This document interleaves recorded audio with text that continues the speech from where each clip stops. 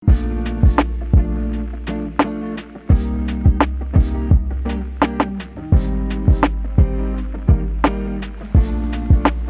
up everyone? And welcome sa ating bagong episode ng Box In, Box Out.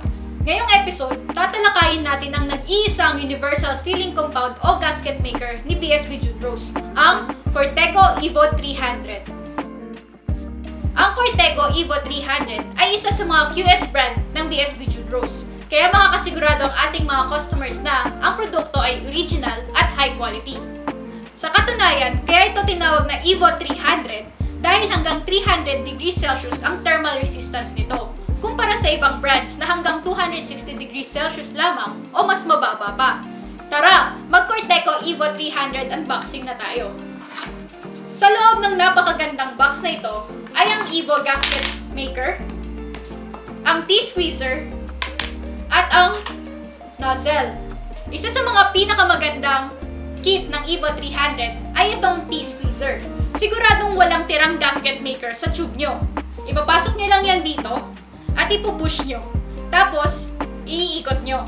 Para siguradong walang matitirang gasket maker sa loob ng tube nyo. Diba? Sulit ang pera. Tara, magbukas tayo ng isang Evo 300 gasket maker upang makita natin kung gaano ito kaganda. So, ikot-ikot.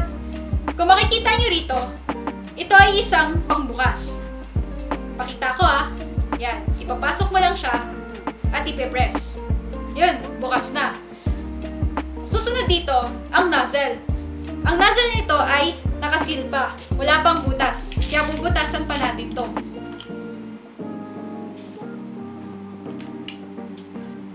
Yan, bukas na. Tapos, ipapasok natin ang nozzle. May nozzle ang Evo 300 para madali ang ating paggawa ng gasket. So, tingnan natin Ito ang itsura ng Evo 300 gasket maker.